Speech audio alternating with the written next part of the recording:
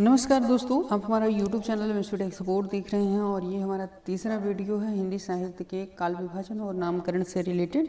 तो चलिए हम देखते हैं पहले क्वेश्चन से। ये दरअसल जो आप ये मार्करा देख रहे हैं ये ट्रिक लग गया हुआ है बी विकल्प पे, जो पीले कलर का। ये पहले ही मैं एक बार पढ़ा चुका हूँ, इसको मैं दोबारा पढ़ा रहा हूँ और वैसे ही सेव हो गया था। तो हमारे पास जो एडिटिंग के जो करते हैं वो है नहीं, तो हम एट इसको पढ़ा दे रहे हैं। अब इस अगले जो होगा पीपीटी उसमें सही मिलेगा। तो चलिए हम पहले क्वेश्चन से स्टार्ट करते हैं।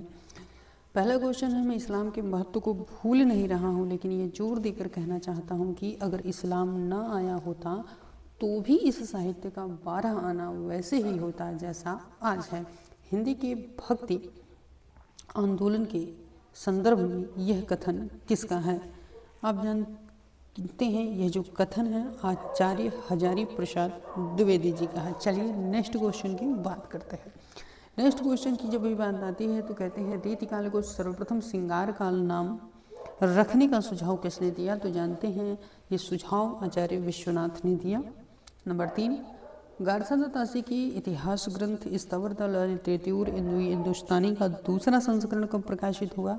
तो 1871 में। आपके सामने ट्रिक लगा हुआ है, अगली वीडियो में जो है सारा कुछ सही रहेगा। चौथे क्वेश्चन की बात करते हैं कि आचार्य रामचंद्र शुक्ल का हिंदी साहित्य का इतिहास पहले किस ग्रंथ की भूमिका के रूप में छपा? तो आप जानते हैं हिंदी शब्द सागर की भूमिका के रूप में छपा। चलिए पांचवें क्वेश्चन की बात करते हैं। रामचंद्र शुक्ल ने के अनुसार शिव सिंह सरोज में गिनाए गए ग्रंथ हैं। तो आप जानते हैं रामसरसई, कड़खा रामायण ये है। और आपका जो ये कूट में दिया हुआ नीचे दिए गए विकल्पों में से सही उत्तर चुनना है, तो पहला आपका सही हो जाएगा यहाँ पर, पहला और दूसरा। चलिए अगले क्वेश्चन की तरफ हम बढ़ते हैं। सुमिलित कीजिए। तो सुमिलित कीजिए में जब बात आती है तो आप जानते हैं पद्मलाल पुन्नालाल बख्शी की जब भी बात करते हैं तो वो हिंदी साहित्य के विमर्श की बात करते हैं।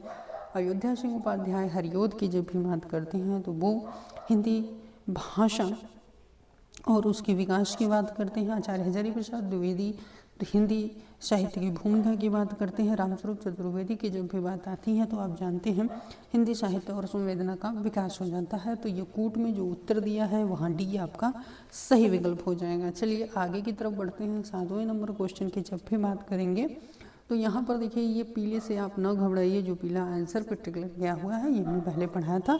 तो जो हमारे एडिटिंग के हैं वो अभी इस समय घर गए हुए हैं, तो वो आएंगे तो वो सारी चीज़ें सही कर लेंगे। हिंदी साहित्य का आदिकाल हिंदी का एक इतिहास ग्रंथ है, इस ग्रंथ के रचनाकार का नाम बताइए। तो आप जानते हैं हिंदी साहित्य का आदिकाल हजारी प्रसाद द्विवेदी की जो है सी विकल्प आपका सही हो जाएगा। राजस्थानी भाषा और साहित्य पुस्तक के लेखक कौन है? तो मोतीलाल मिनारिया हैं। चलिए नेक्स्ट क्वेश्चन की बात करते हैं। इनमें से किस साहित्य इतिहास ग्रंथ को किशोरीलाल गुप्त ने हिंदी साहित्य का प्रथम इतिहास नाम से अनुवाद करके प्रकाशित कराया? तो आप जानते हैं ये कौन है? The modern vernacular literature of northern Hindustan. चलिए आगे की तरफ बढ़ते हैं। आचार्य रामचंद्र शुक्ल ने रीतिकाल का समय माना है 1700 से लेकर के 1900 विक्रम संवत। तो उम्मीद है कि आपको ये 10 क्वेश्चन जो है समझ में आए होंगे। तो 10 क्वेश्चन को ऐसे ही आप प्रैक्टिस करते रहिए। ये PYQ हैं जो पूछे गए हैं UGC नेट, असिस्टेंट प्रोफेसर और इत्यादि में। अगर आप यूट्यूबर बनना चाहते हैं, 4000 घंटे, 1000 सब्सक्राइबर और पैसा कमाना चाहते हैं यूट्यूब से और जो है पैसा कमाना चाहते हैं, तो आप हमसे जुड़ करके आप यूट्यूब सीख सकते हैं। एक हफ्ते के अंदर चैनल आपका मोनेटाइज हो जाएगा। चलिए इसके लिए धन्यवाद देखने के लिए।